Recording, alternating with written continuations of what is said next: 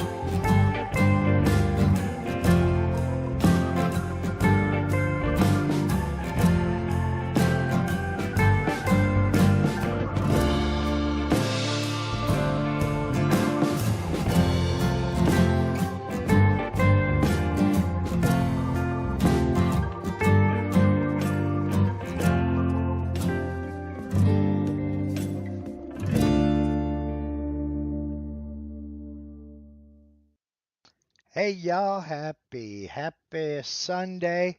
Hope everybody's doing well.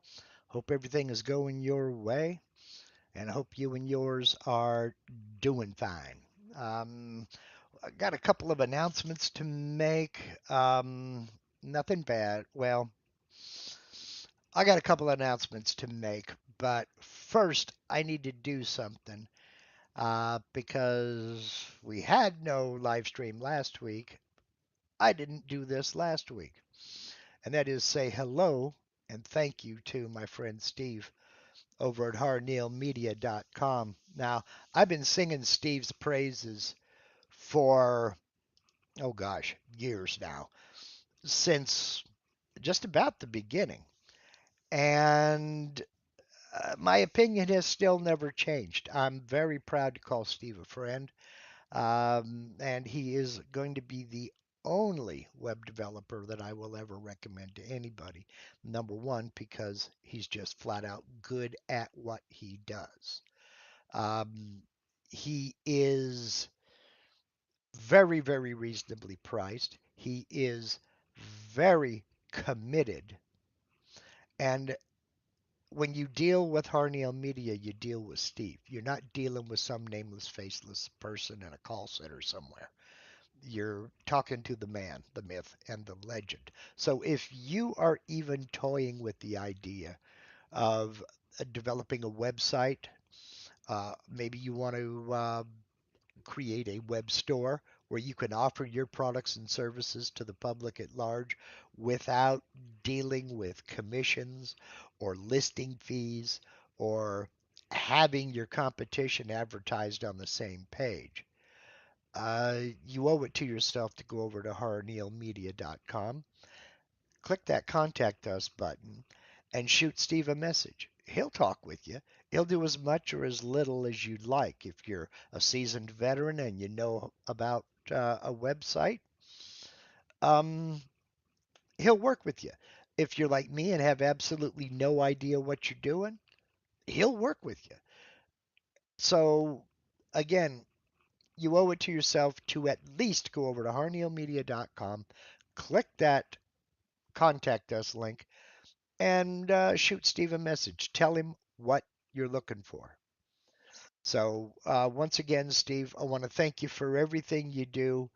Um, it's a pleasure and it's an honor. And thank you very, very much. That's harneilmedia.com. Link in the description of this live stream and every video and live stream on this channel. It's that way for a reason. I see I've got a comment out here asking, can I turn my mic up? I don't think I can. And it's simply, I'm attempting to right now, and it's. I'm trying to turn up the mic volume. No, it's not going to let me do it. Well, I apologize for that. What I'm going to have to do, and I hate to say it, but I'm going to have to stop using this mic and bring my podcast mic back out here. Uh, this was this has been a problem since I switched over computers. What has happened is with Windows 10 going bye bye, I had to buy a new main design computer for inside the house. And I brought my own old main design computer out here. Well, this computer is used to certain things, this not being one of them. And the sound mixer won't allow me to turn up the mic volume much at all. So I'm going to have to bring my other mic out here. We'll get it fixed, okay? We'll get it fixed. Um, I guess we need to talk about, first of all, there was no live stream last week. Nothing bad happened to Linda or I in the great grand scheme of things. As you know, Linda had back surgery on September 8th, had 3 vertebrae fused. She's doing fine on that score. Then suddenly I came home with what I thought was a cold. It was a cold to me. It was just your basic, all of a sudden, head all stuffy, coughing like a fiend. And I ran a fever of about 101.8, I think it got up to. Then Linda came down with it, and it turns out it wasn't a cold at all. It was the dreaded C virus that we're not allowed to talk about on this platform. And it basically it kicked her butt. It affected her. It hit her harder than it hit me. This is a second trip around for both of us when it comes to that virus, and it was minor compared to what it was the first time. But it still knocked us both down for a while. And last week, I had basically recovered from it. Everything was all good. Still a little nasal, voice still very, very husky. The problem was that Sunday morning, I woke up and I could say about 3 words before I started coughing my head off. That's not conducive to doing a live stream. So it was a last minute decision last week to postpone the live Q&A until this week. Both of us are much better now. Everything is doing good. The fevers are gone, and I'm still, again, a little bit nasal and husky voiced, but this too shall pass. Um, so everything's all good. I just literally could not speak last week, which is not conducive to doing a good live stream or even a bad live stream. Um, the other announcement I'd like to make, it saddens me to say, the CNC community lost a good friend, valued supporter, and a just one of the best people that I've ever been fortunate enough to meet. And that is Bull Shanigan. Uh, Lost his fight with leukemia on Friday. And the struggle was, it was a good 2.5 years. And it was not a good situation. Let's just put it that way. The hole he is leaving behind is going to be extremely difficult to fill. And I mean the hole within the CNC community. Um, the man was quick with a grin, even quicker with a laugh and a smile. He knew his business. He was a very smart cookie, loved by many, and was so many things to so many people. Um, there are some huge shoes that are empty. Um, I want to give condolences to his family, his wife, and his young daughter. And I hope they find peace and comfort in knowing that he was loved by a lot of people and will be sorely missed. So, um, yeah, what can you say about that? It was just a tragic situation all around. So, um, let's see if we can kind of bring this up a little bit. And just, if you're on Facebook and you're a member of the group called The Make, that's the one that he started. And that's the one that he absolutely loved.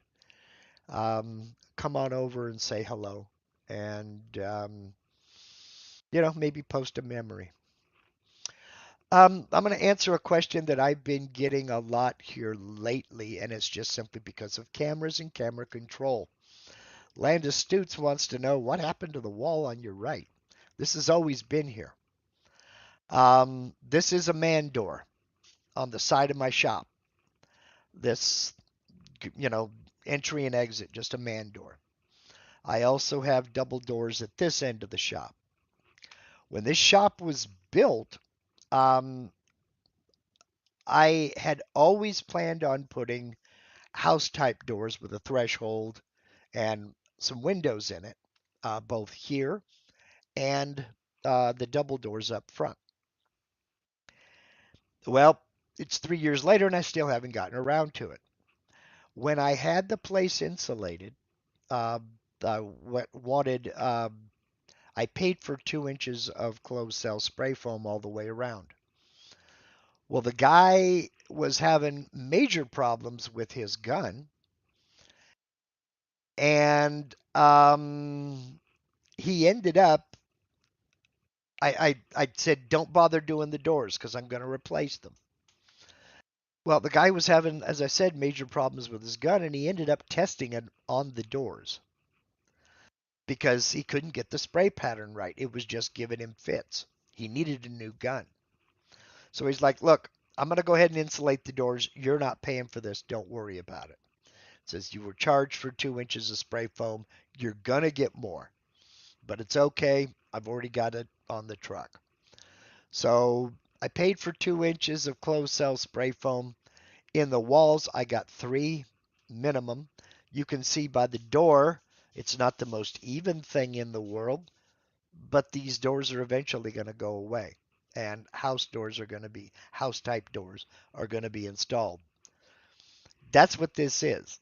With the old camera setup, I could zoom in and move the camera angle over to where you didn't see this. And in fact, what used to sit right behind me was that room air conditioner. Well, now that I've got the mini split, I don't need this room air conditioner. So I got to clean out the condenser coils. That's going to get donated to thrift shop my sister-in-law works at. So that's a little bit of behind the scenes, but I've had a lot of people ask me this. What happened to this? Well, this was never meant to be here. So, and because I can't zoom cameras in and get rid of it, hide it, as it were, we're stuck with it for a while anyway. I'll get it figured out.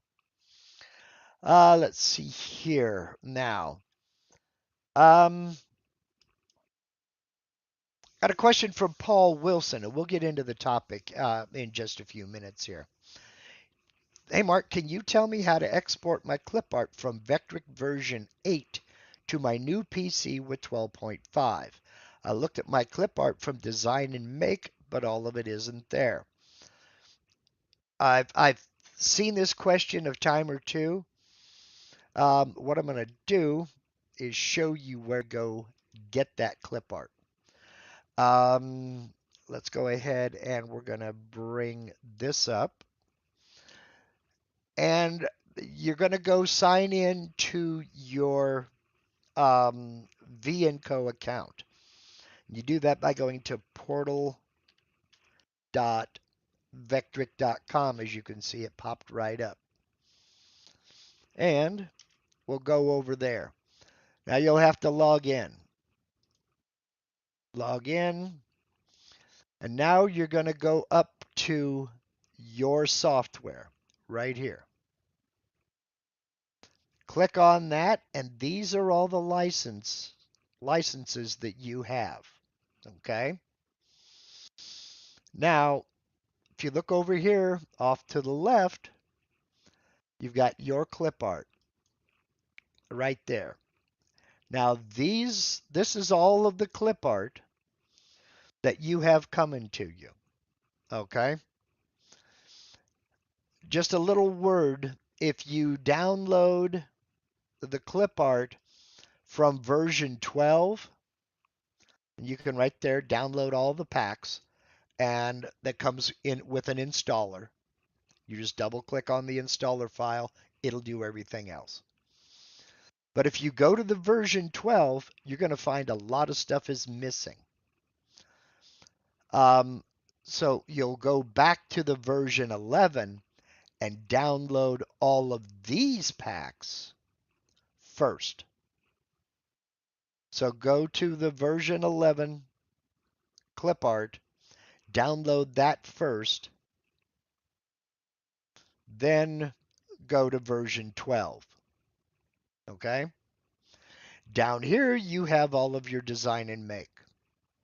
All of the design and make clip art that you've purchased will be down here. Now, it's possible you may have to go over to design and make and log in over there.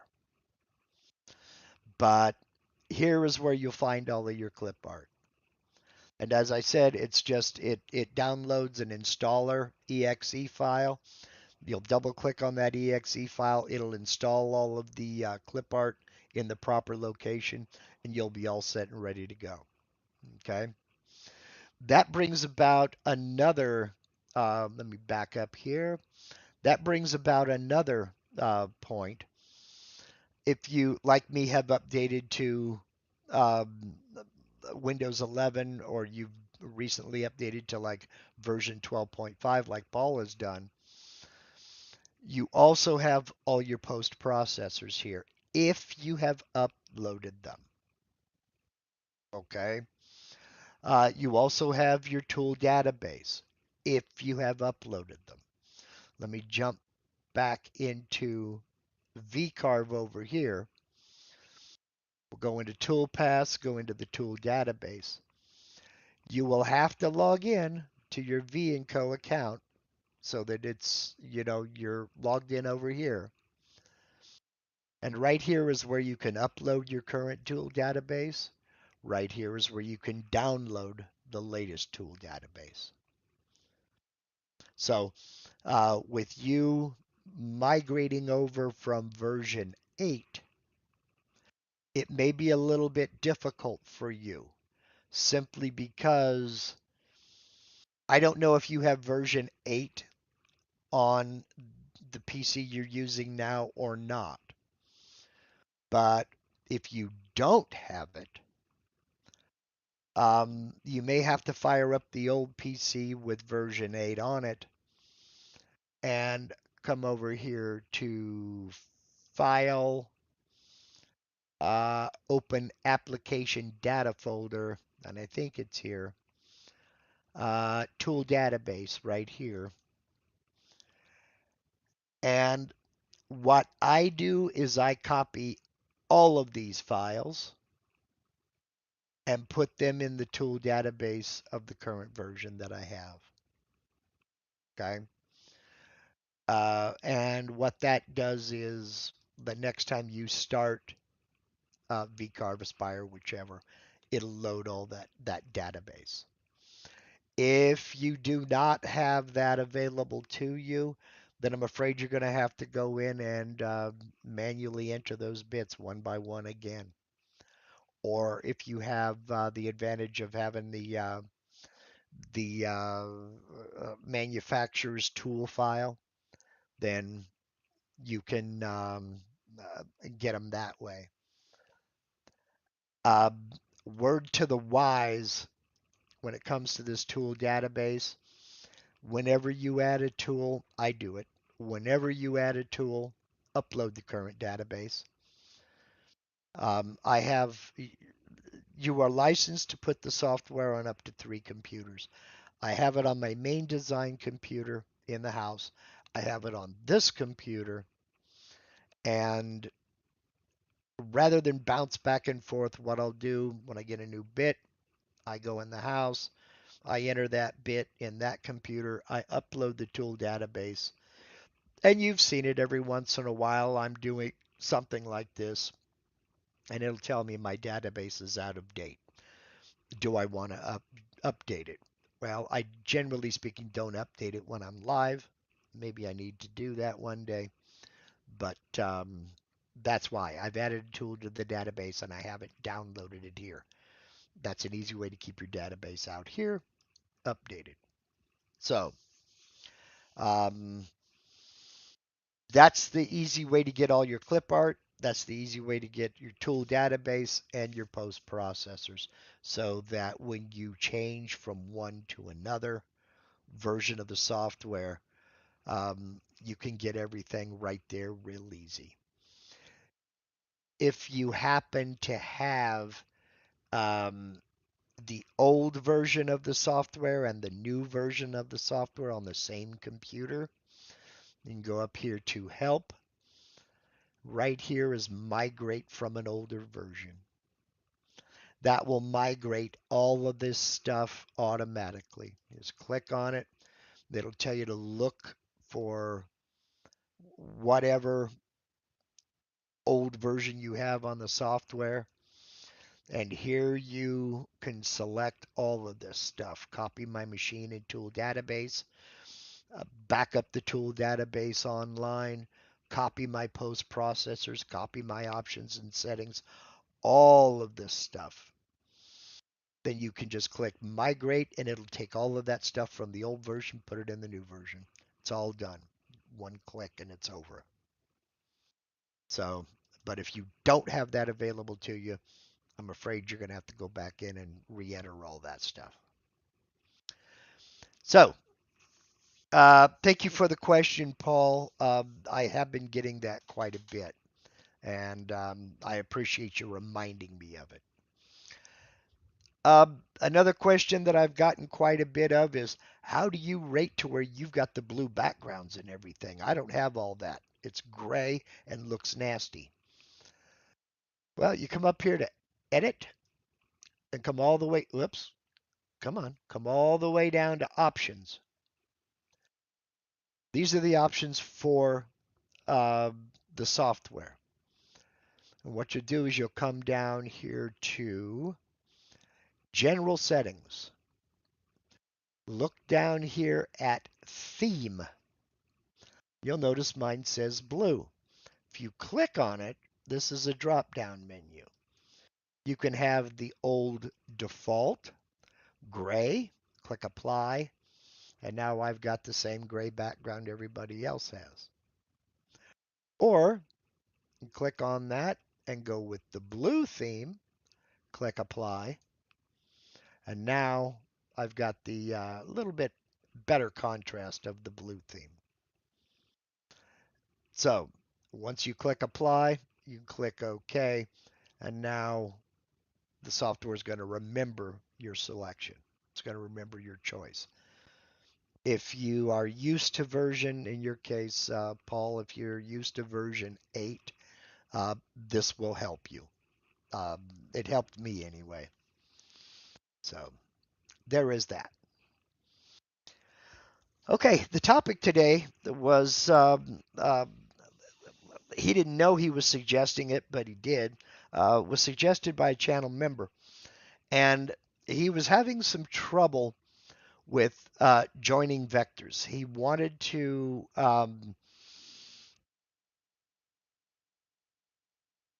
okay. Paul is back following up here. Somewhere in there, you can change how many previous jobs show up when you open the program. Yes, you can. It's in there. You'll just have to kind of look for it, and go in and play with those settings in the options. However, I would make a suggestion that you change one or two at a time, because it's real easy to go in and change a bunch of settings and then suddenly get lost. So I would only change one or two at a time and make sure that they're doing what you want them to do. So, um, anyway, this channel member was having some issues with joining vectors, and uh, I think he had forgotten a few things. So what I decided I was going to do this week is kind of go back to the basics and start from the very beginning, because I think a lot of people are forgetting a few of the basic things. I looked and looked and looked and could not find a good candidate for this, so I'm just going to kind of wing it using some vectors of my own here. And one of the first things I think we're going to talk about is what exactly a vector is, because a lot of people forget or they just don't even know. Vectors are completely different from raster graphics. Vector graphics, the lines and circles and curves you see out here don't actually exist. When you're working with raster graphics, like in an imaging program like Photoshop, or a graphics program like Adobe Illustrator, what you're actually doing whenever you enter a color, when you use a brush or something, or a bucket to fill something, you are actually changing the color of the pixels that make up that image.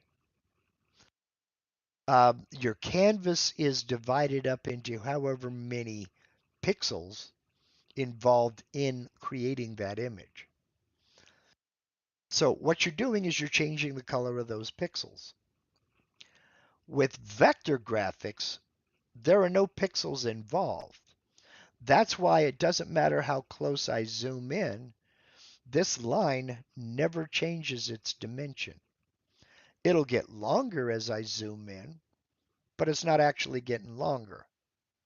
I'm just zooming in past its start point and end points. It never changes in width because it doesn't have any width. Okay? In my video about what is a vector, the way I describe this is vectors don't physically exist. What vectors are a graphic representation that you and I can see of the math the computer is going to have to do to go from point A to point B. That's all it is. Now, we can look at the vector in node editing and get a better idea as to what's going on here. So I've selected the vector. I'll tap the letter N to go into node editing. We have a start point and we have an end point. All vectors have to have a start point or an end point. They can have more points along the way, which is the definition of a polyline, or they can just be the start point and end point. So when you ask someone what is a vector, if they say it's a line, no. A line is a vector, but a vector is not a line. Now this happens to be a line because that's what I choose to draw. Let me come out of node editing here. If I go up here to draw an arc, I can enter a start point, I can enter an end point, but now I have to enter a radius. An arc is a segment of a circle with a known radius. Now I can bring this way down and you see how my R, the numbers change next to R. Right now it's telling me I have a radius of about 13.1 inches. If I bring it up close, way up here, suddenly I can't bring it up anymore. Because what I've done is I've created half of that circle. That's going to be defined by the start point and the end point. They're a certain distance apart.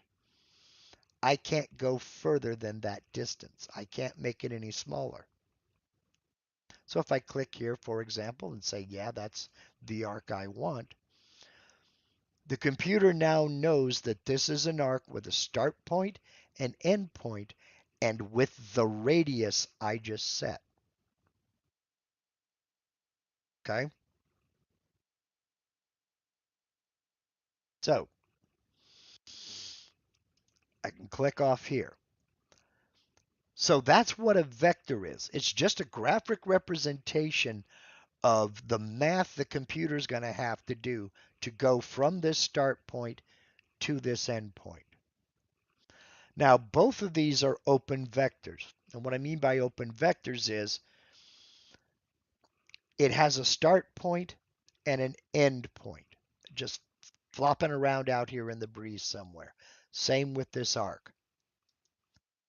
That defines an open vector. The start point and the end point are not connected.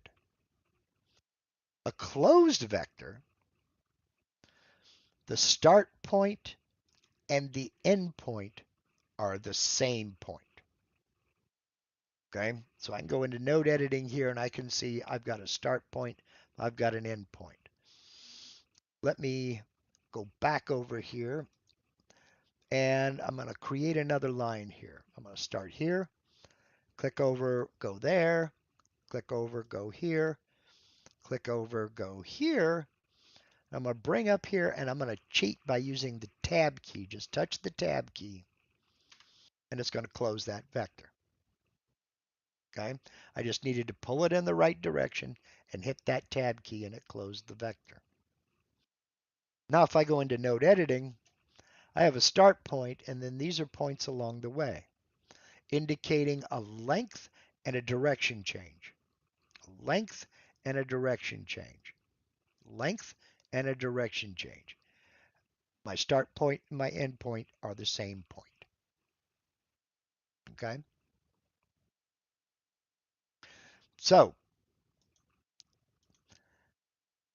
now what does that have to do with joining vectors? It brings up a very important point. When you want to join vectors, what you have to remember is vectors can only be joined to start points or end points.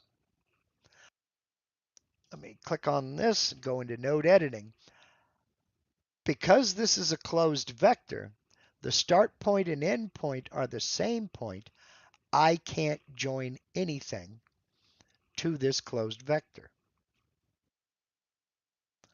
I can join to this vector and this vector, but I can only join to the start point or the end point.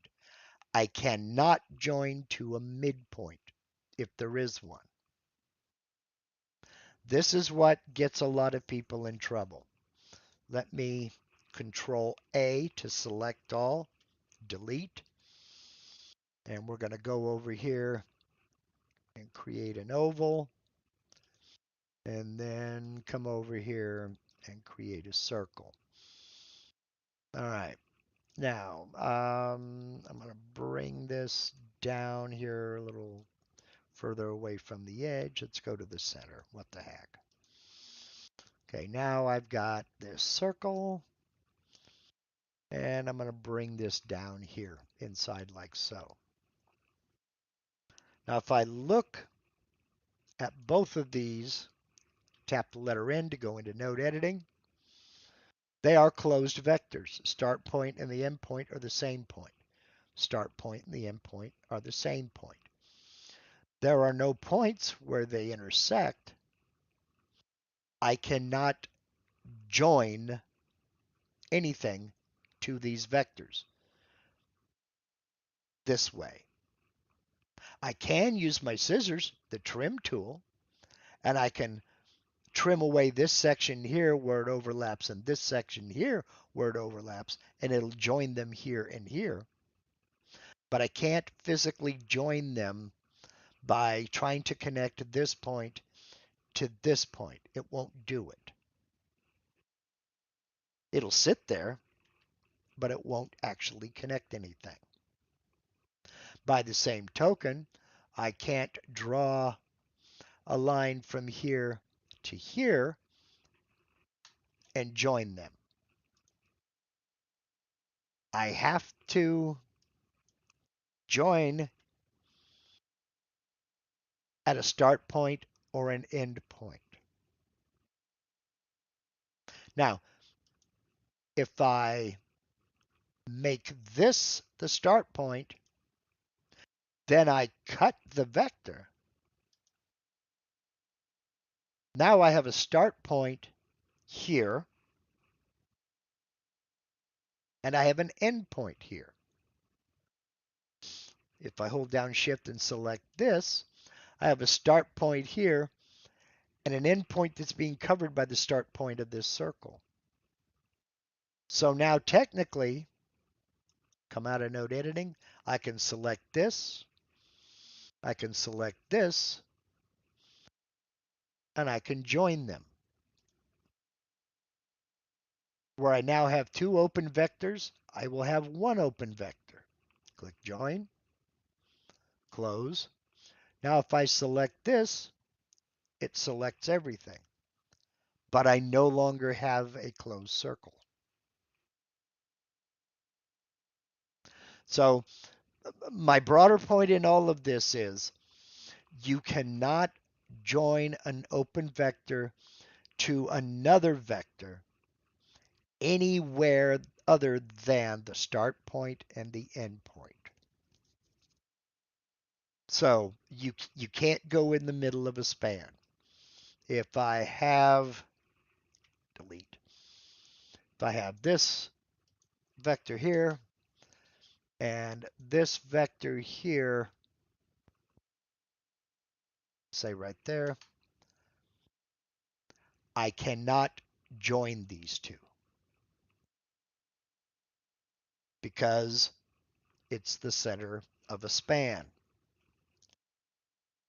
Now I can add all the points I want to here, but I can only join to this vector from this point or this point, unless I click enter or click on that, come in here, insert a point into this vector,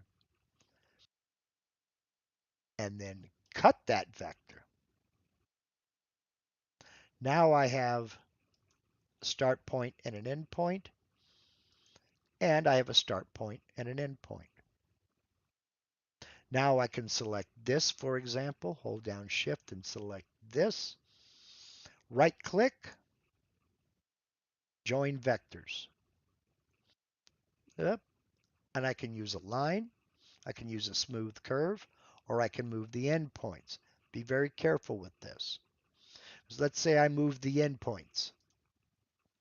Now I have a start point here, a midpoint here, and an endpoint here. But that's now a joined vector. But now here you get into the situation that arises. What if I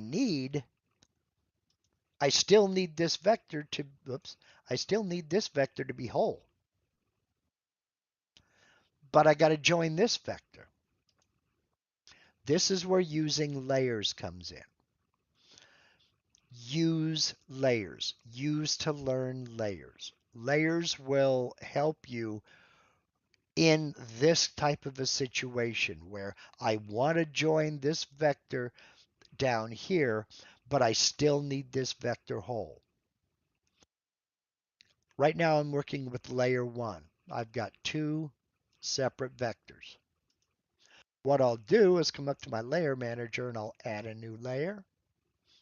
I'll go ahead and call it layer 2. That's fine. I've now made layer 2 active. It's in bold, so whatever I do now is going to be on layer 2. First thing I want to do, or second thing I want to do rather, is copy both of these to that layer. Copy to, layer, layer 2. Now I can come up here and turn off layer 1. Nothing that I do is going to be affected by layer 1 or by anything that I'm doing now. So now I can come back to this, go into node editing by tapping the letter N on my keyboard. Cut the vector. The point was already selected. Come out of node editing. Now I can delete this because I don't need this on this layer. And now I can go back into node editing, join vectors by moving the endpoints, and I'm all set. So now I have this joined on this layer, and I still have the full vector on this layer. Okay? That's the way to do it. If you have to join a vector in the middle of a span, create a new layer, copy those vectors to that layer, and make your modifications on the new layer. Now, just to make things easier, we see this little box with the arrow underneath it. I'm going to click on that. I'm going to change the color of this layer to blue. So now when I look here, I can see, this is that layer, but this in black is still the original. That's layer 1 and that's layer 2. If I come over here to my layer manager, I have the 2 layers. They're both visible. And go back over to my design tab. So that's how you will join vectors that you need both of these vectors, but you need to join this one. And so that's how to do it. Go and use another layer. Using layers and node editing are 2 essential skills that you'll need to develop. So what I suggest is just get in and play with making shapes and modify those shapes. And it doesn't matter what that shape is. You want to take an oval and play with it a little bit. Let's put that in the center. And then and remember, we're still on layer 2 because that's the active layer up here. So it's blue. And then we want to take a rectangle and we're going to go like this. Okay. And make another one down there. There we go. Oops, I screwed up. These are on layer 2. I don't want them on layer 2. I want them on their own layer. Select them. Right click. Move to layer, new layer. I'll call this layer 3. And we're going to make these red. Okay. So now we've got 3 layers.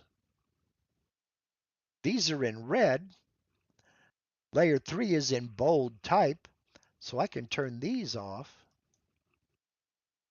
And now I'm just working with these 3. I'll select all 3 of them. What do I want to do? Do I want to weld them together? I want to weld them together. Boom. That's another way of joining. I've just overlapped 3 closed vectors and welded them together. And I can Control Z to undo that because I'm still going to need these individual vectors, but I want the outline where they cross. So what I'll do in that case is I'm going to make another layer. So with them all selected, I'll right click, copy to, layer, new layer, layer 4 we'll call this, and I'll make this green. We'll click OK.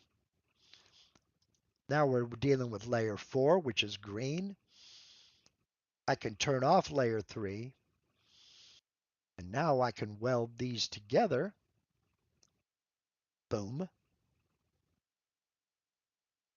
But if I turn on layer 3, I still have my individual oval, rectangles, oval and rectangles. I'm still good. So there are many, many ways, many tools that can be used for joining vectors. Let's go back to layer 1 and make it active. I'm going to turn them all on, and I'm going to delete everything and do something else here.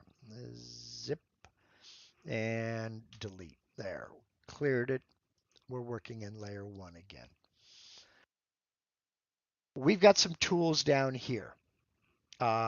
Join open vectors, probably the most common used, but we've got these over here as well. Let me go ahead and create a couple of vectors. Now, when we got into what is a vector, probably the easiest and most common way of creating, say, a straight line is to figure out, I got a start point somewhere out here. Click. Then drag in the direction you want to go. That's somewhere right about here. Click. And it's going to make another segment unless I hit spacebar, and that accepts that vector.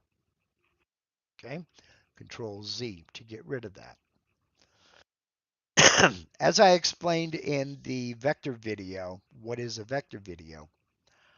All vectors need a start point and an end point.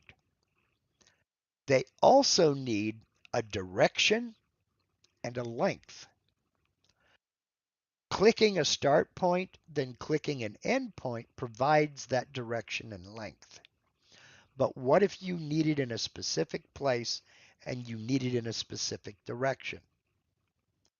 That's where we can use the form up here. It's asking us for the next point. Well, that'll be my first point because I don't have any points out here. Now, I can click, but if I need it at X2,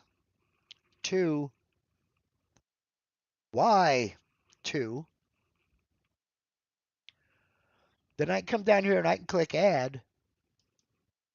My first point is entered at X2, Y2. Okay? Now I can come over here and I can enter the next point, say X3, Y2, and I can click add. All of a sudden I've got a line segment. I've given it, by giving it a absolute coordinate, I've given it a direction and a length. But now from this point, I want to come down this direction. I don't know the coordinate I need. I just know that I need an angle of negative 45 degrees. I want to go for a length of 2 inches. Then I'll click add. That's given me an angle of negative 45 degrees and a 2-inch segment. Now from here, what I can do is again, go in the right direction. Just hit the tab key. Hello, I say just hit the tab key. It doesn't want to close. Oh, because I've got stuff up here. Dunk, dunk. Come up this direction here and hit the tab key. It's still not going to close it for me, you bugger. Okay, fine. I'll just click on it. Close. But I have closed vector. Now let's undo that last thing. And let's go here to here, accept it. Now let's go from here to here and accept it. So I've got two parallel vectors. Well, what if I want to join them here? I've got a couple of ways to do it. In fact, I've got 3 ways to do it right here. If I select them both, and this is something important to watch. This is new in version 12. I've got this black square right here. That is showing me the start point of that vector. If I click up here, I got the start point of this vector. If I hold down Shift and select them both, the start points are in the same direction. In other words, I don't have a start point here and a start point here. The start points are parallel with one another. Vertically speaking, that is. Well, I can use these tools here. I have ways of connecting these vectors. I can close this vector with a straight line, and it closes right here by joining the 2 start points, but it moved this start point over here. So now I've got those 3 vectors now joined into one. I can click it again And now I have a closed vector. Control Z to undo that.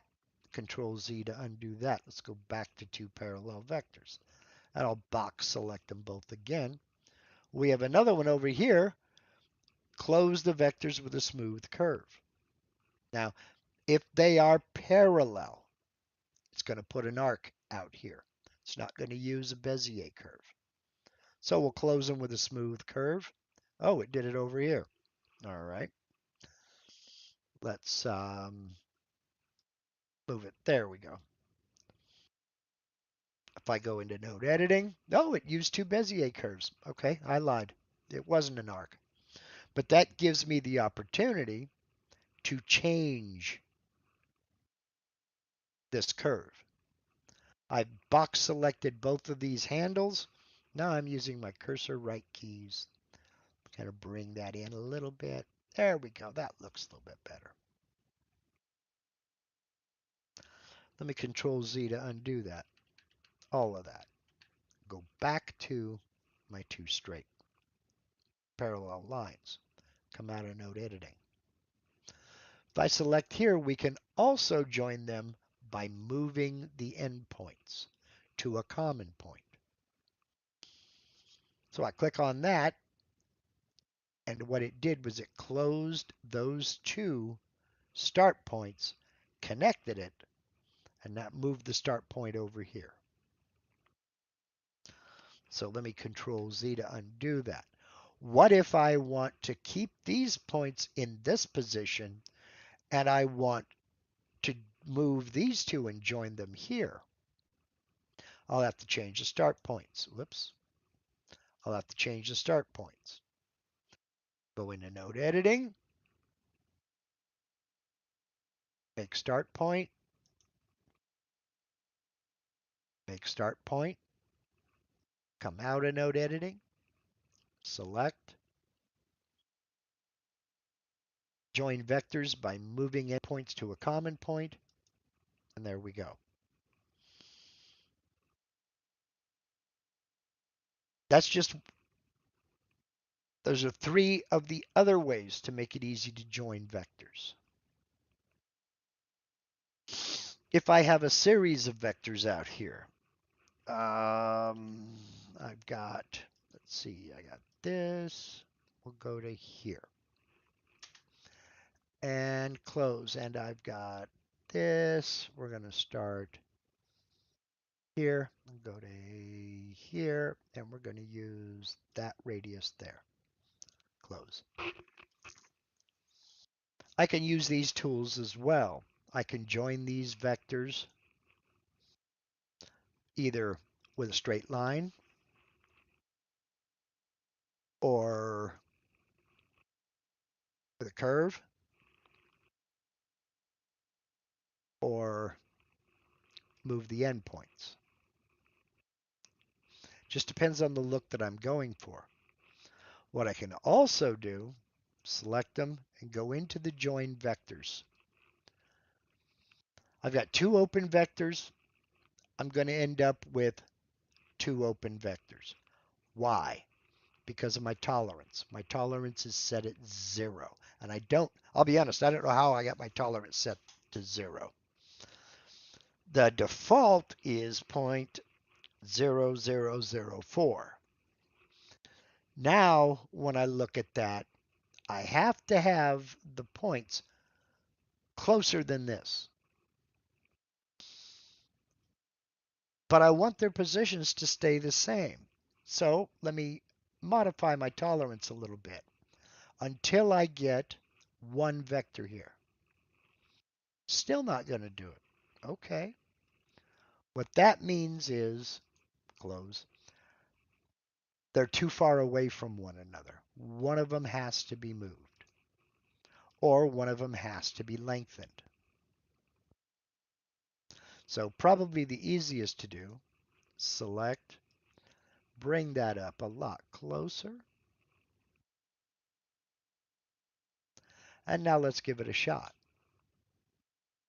Can I join? Let's go 0.0004. No, I still can't join them. The reason I can't join them is because it doesn't know what to do. It doesn't know if I want to join them with a straight line. Do I want to change the start points? Do I want to use a curve? It doesn't know. The gap is too big. So what I'll need to do, go into move and transform mode, put that right there, touch it. Now I can join. I'll end up with one open vector. Still don't like that tolerance set to 0, but let's go ahead and join them anyway. So it changed it. Now I've got one open vector.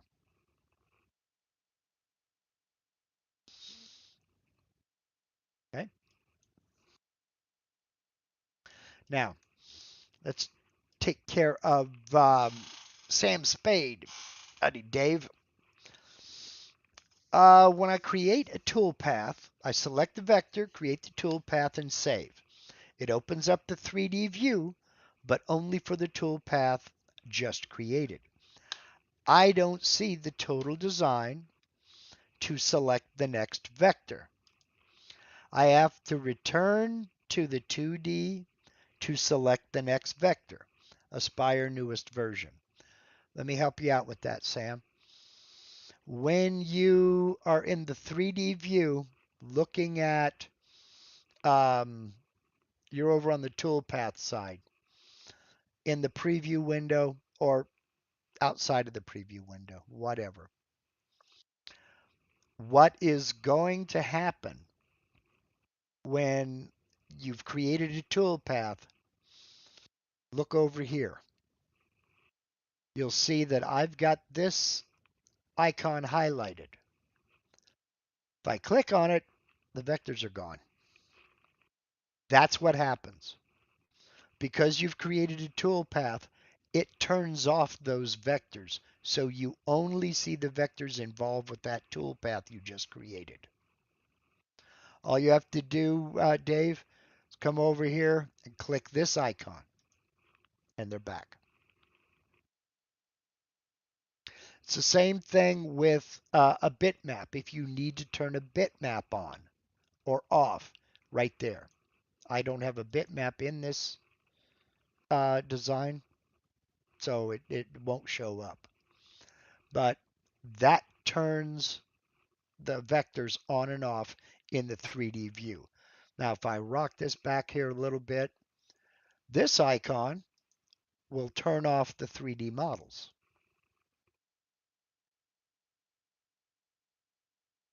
Okay? This turns on and off the vectors. This will turn on and off the bitmap. So that's all you're working with, or that's the answer to it there, Sam. I too am used to going back over to the 2D view and selecting the next vector, but you don't need to. You can just turn on the vectors right there, and then you're all set. Okay. All right. Back into the 2D view. Now,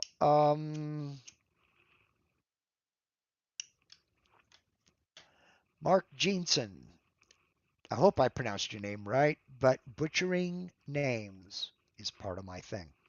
Can you talk about the trim tool to join vectors? Show what happens when you purposely overlapping to create a closed vector. Okay, yeah, we can do that. Let's get rid of this. Delete. And let's use a circle here. And a circle here. And a circle here. All right, that looks good enough for me. All right. When you're using the trim tool, um, let's say I want to connect these circles right here at this intersection, right here at this intersection. What I'll need to do is, get them positioned where I want to position them, and then clip here, and it will remove everything where the two meet. Then I can click here, and it will remove that span as well. Now, I have a check mark here. Rejoined the trim sections automatically when this form is closed.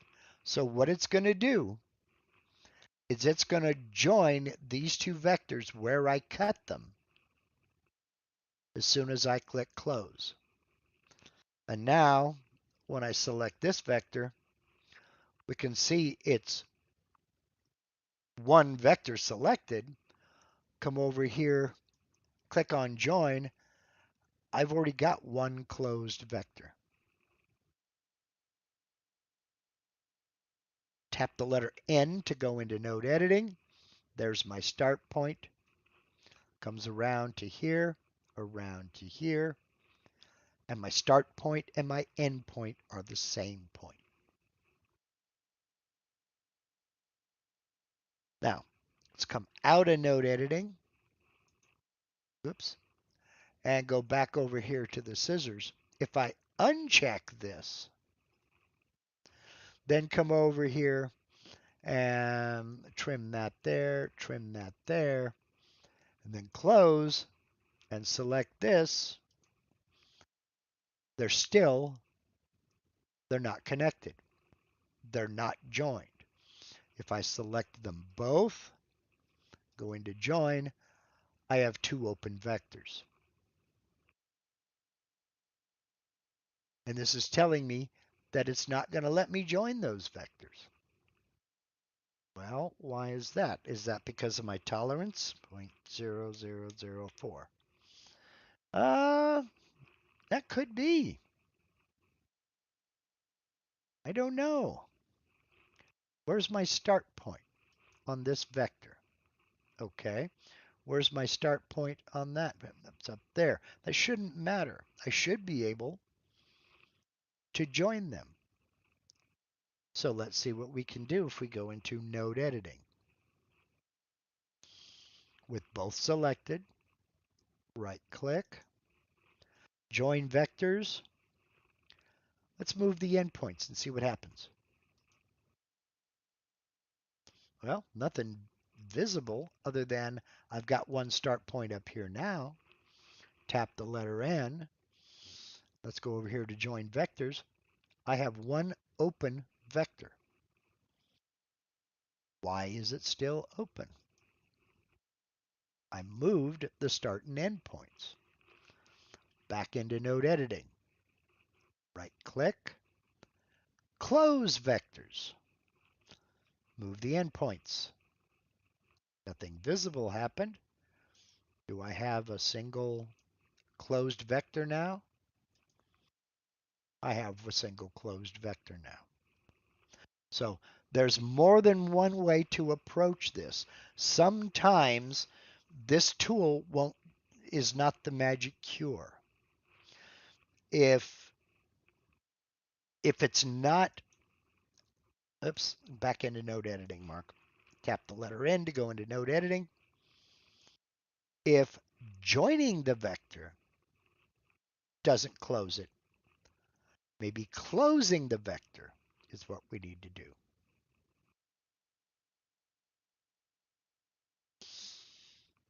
Okay.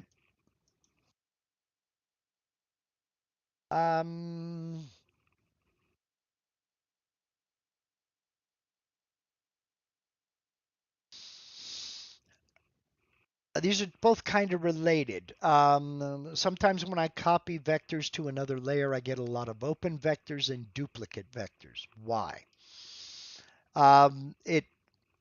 It's going to depend on what you had visible when you decided to copy. So, like I've got 4 layers here, only one of them has any artwork on it. But if I, for instance, had 3 layers going out here with artwork on them, and I just do a box select like that, and I copy to layer 3, for example, it's going to copy everything I had selected. Now, because I have these on 2 different layers, and this goes into your question, Mark, please show how you can test your designed for open vectors.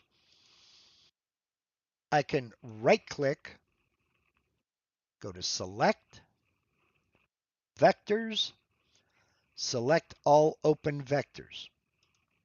There are no open vectors in the design. Okay. Right click, select, vectors, all duplicates. It's selected both of these. Because all the layers are visible, and I have those vectors on two different layers. They're identical vectors. They're duplicates. Now, if I turn off layer 3, so I only have layer 1, and I go into node editing, and I cut the vector here, and I cut the vector there, okay, and tap the letter N to come out of node editing, I now have two open vectors. If I right click, select, vectors, all duplicates, no duplicate vectors in the design. Because these are two open vectors and the other is one closed vector, they're not duplicates. I had that layer turned off. Vectors, all duplicate, there are no duplicate vectors. I select vectors, all open, and it selects the two open vectors I have on layer 1.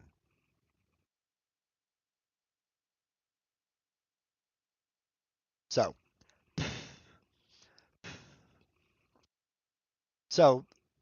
why is it copying open? Why are you getting a lot of open vectors and duplicate vectors? It depends on, number one, what you already had on that layer, what you're copying to that layer, and what you have visible at the same time. Marx asks, does the vector validator do all of the possible checks at one time? No, it does not. What the vector validator does, let me throw something else out here real quick. I'm on layer 1, layer 3 is turned off, okay, that's fine. I want to create an oval, close, and we'll put it in the center, right there. What the vector validator is going to do is it's going to look for intersections, uh, zero length spans, meaning you have a start point and an end point that are so close together you cannot distinguish one from the other. And it's going to look for intersections. So we go to the vector validator, which is here. I've got the vectors selected. It's going to look for zero length spans, overlaps, and intersections. And we're going to search. And it immediately identified where the oval intersects and where these two open vectors intersect. So we can look at this and we can see we have a 0 here, which is a zero length span. We look out here, we don't see any of the zeros. The equal sign are overlaps, and the plus sign are intersections. Well, we've got a bunch of plus signs out here. So these are intersections. Now, if I select this and hold down Shift, this, and I search the selected, It's only going to show me where I have intersections on these two open vectors. Now I can go in and I can fix that. I can move these away. I move them away from one another, or I can join them. But the vector validator is just there. It's going to look for these three things only: zero length spans, overlaps, and intersections, whether you're in V-carving mode or not. That's all it's going to do. It's not going to look for open vectors. It's not going to look for duplicates. It's not going to look for any of that. So, um, with two open vectors, does the join button close both with one click, or do you have to click join twice? It depends. If let's get rid of this. We'll delete that oval. I've got two open vectors here. Okay. I'll go over to the join vectors. Right now, it's showing me I've got two open vectors. The start and end points are close enough on both ends of this that I can join this to make it one closed vector. Okay. So they're close enough together. I can click join, and now if I select it, I have one closed vector. Let's close this. I'll control Z that, so I now have two open vectors, and put this into move and transform mode. My pivot point's right here in the center. I'm going to grab this point and move it. No, it's not what I want to do. That's what I want to do. I want to rotate it just like that. There we go. So I moved this point and this point away from these ends. Now, if I select them both, I'll go into join. They're too far apart. They're too far apart. Let's see if I can bring that tolerance up to 0.5. Now I can close them. Let's see how it closes them. It moved these points to join them, which changed this shape and this shape. If I control Z, you can see how it moved them. Control Y, control Z. It didn't move this point, and it didn't move this point. It moved this point and this point. So adjusting your tolerance can join the vectors, but is that gonna do what you want it to do? So,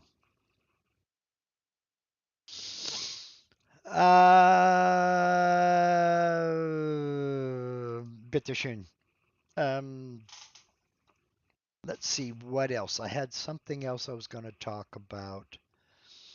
Um, we had these three down here. The join with a straight line, join with a smooth curve, join by moving endpoints to a common point. And then we had the interactive trim tool, or the scissors, or the trim tool, whichever you want to say. Let's get out of this for a minute here, and let's go into some text.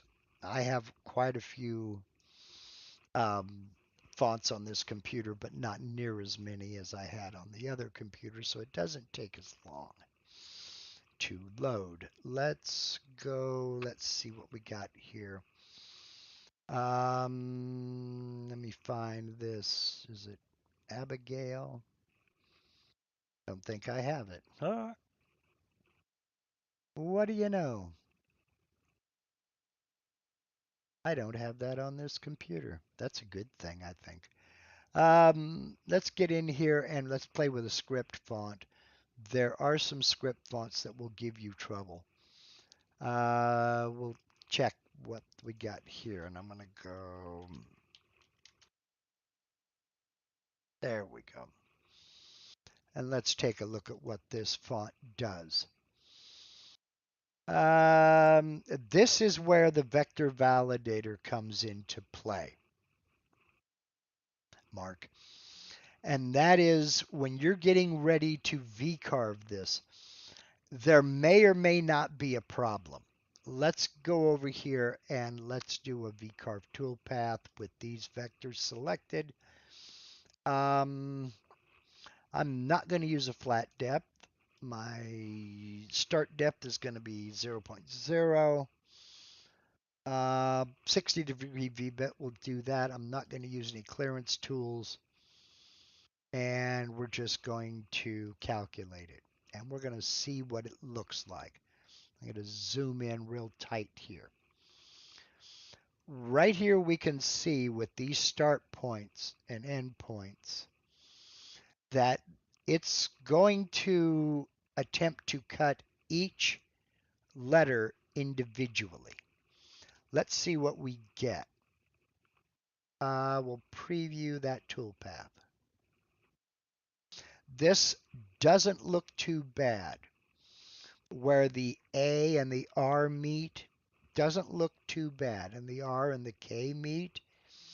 But here you see we have a little bit of a difference. They're not connected, they're not joined. We can see that.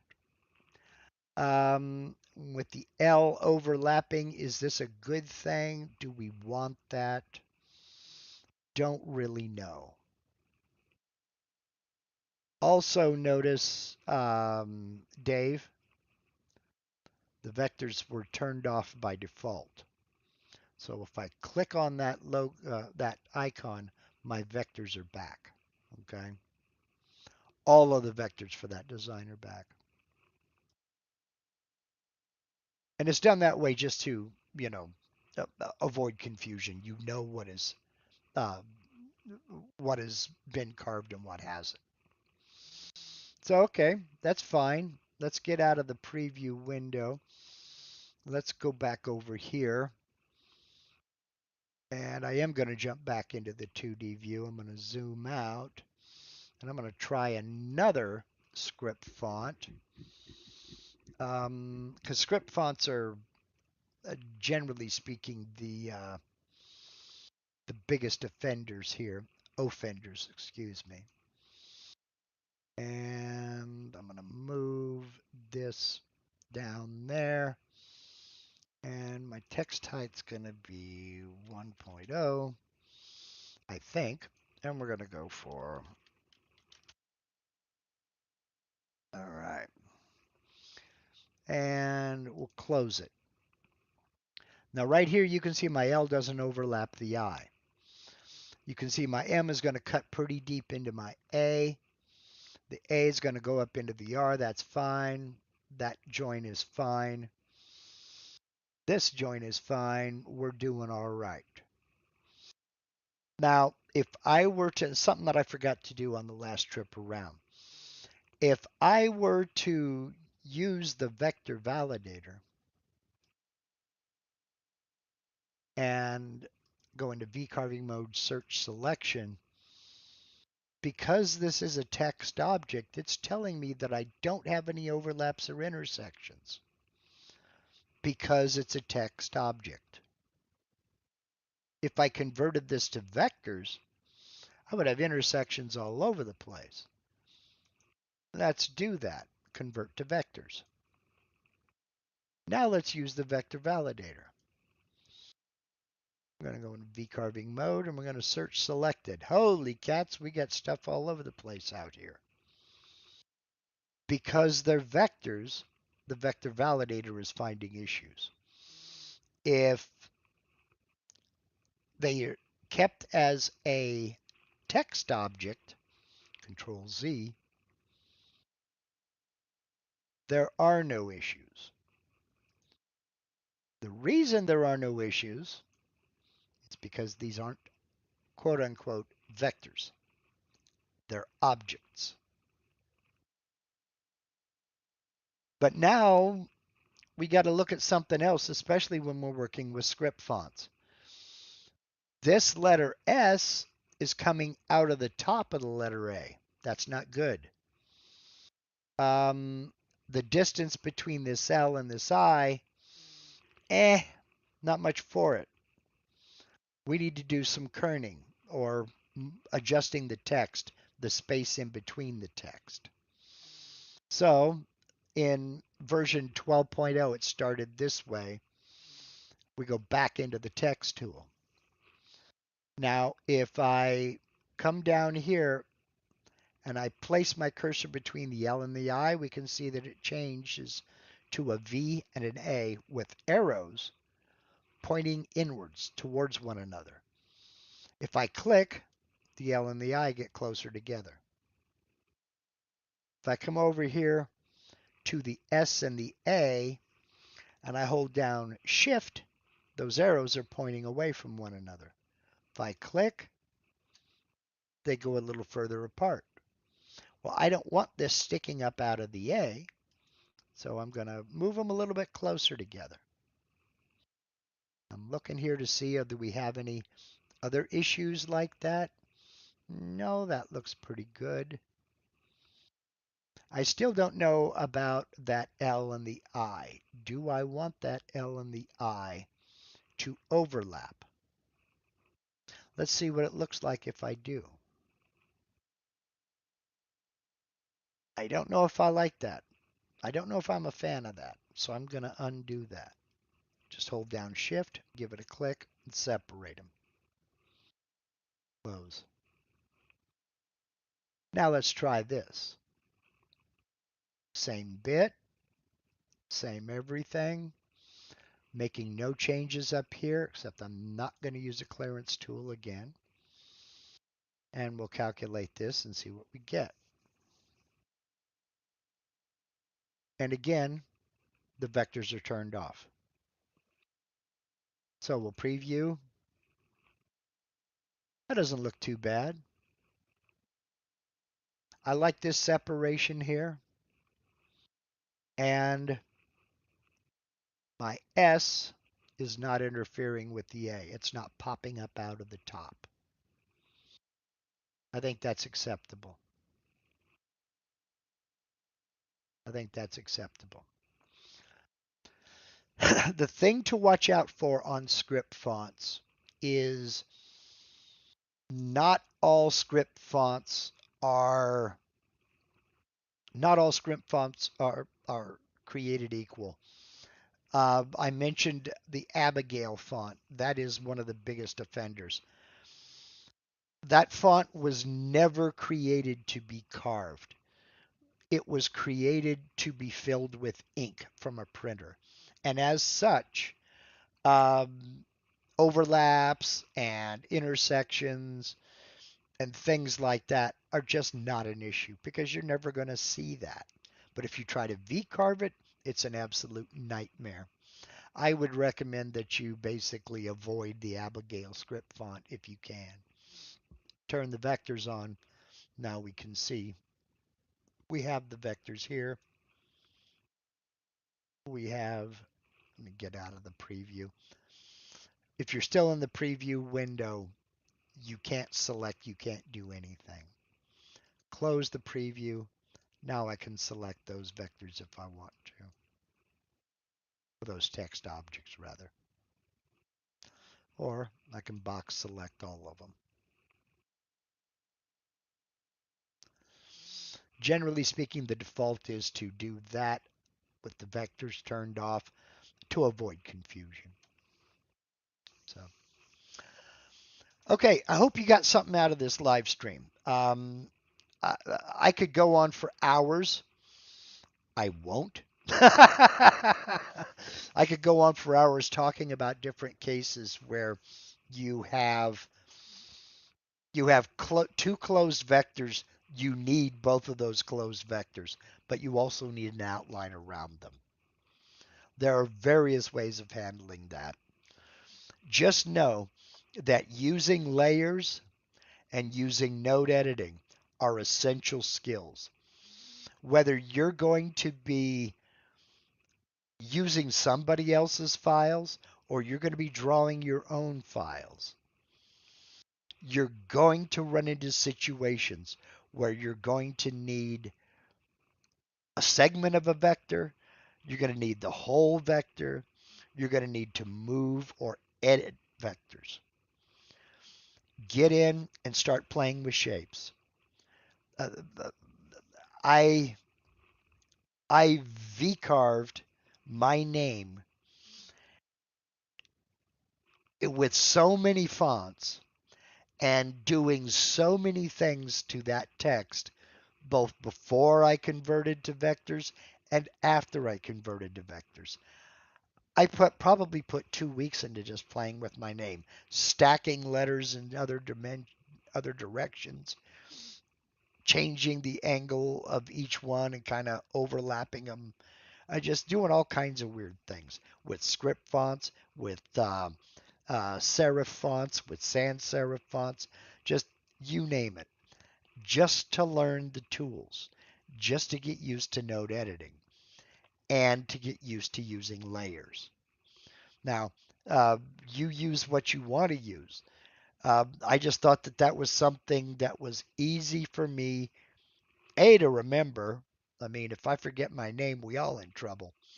Uh, Easy to remember, easy to not mess up, and easy to play with. You could do the same thing with numbers. Um, uh, Create address signs. Create address signs even if you don't actually cut it or hang it up in front of your house. Come up with 5 or 6 or 7 different designs for an address sign for your house.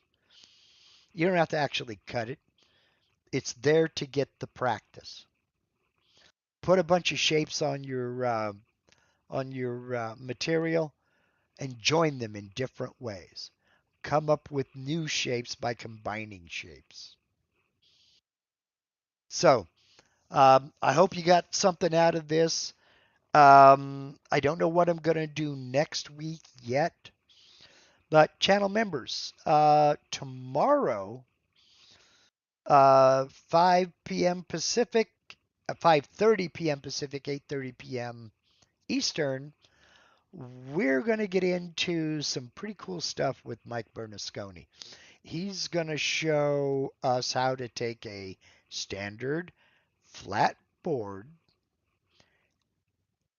and he's going to put a live edge along it, a faux live edge. He's going to show us how to do it in VCarve and Aspire. So there's no 3D modeling in this. It's 100% texturing. So if you're ever if you've ever thought about trying to make a live edge on something that doesn't have a live edge, this is going to be valuable to you.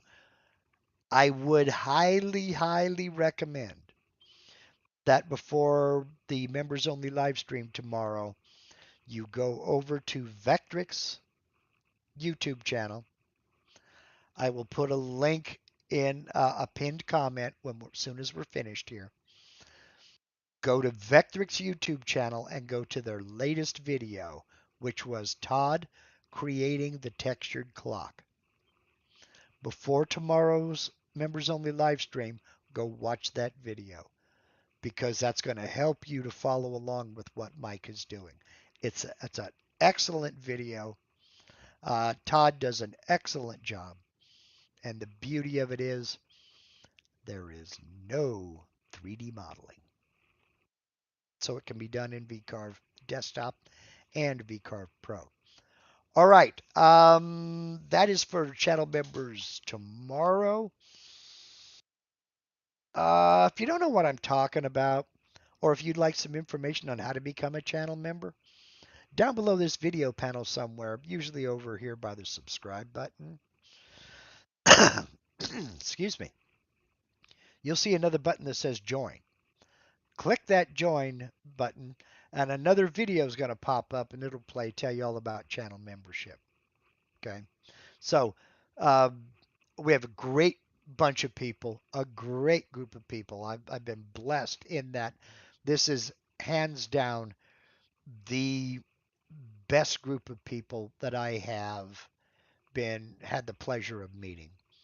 Not an ego among them. 100% of them are dedicated to helping one another to succeed and learn this stuff.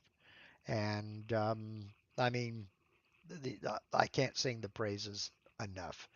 If you'd like to be a member of that happy family, which has become basically, click on that join button, get some information on it. We'd love to have you. All right. Next week, again, I'm not sure what I'm going to do. We'll see what happens. The shingles thing is, I'm on the downhill slide, thankfully. Um, I'll just say thank you for spending part of your Sunday with me.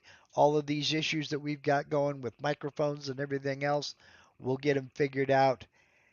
So for now, go do something cool. Go hang out with the kids. Go make some chips. Go eat some chips. Whatever you'd like to do. Just do it safely and enjoy. Thank you for hanging with me on this Sunday. Y'all take care.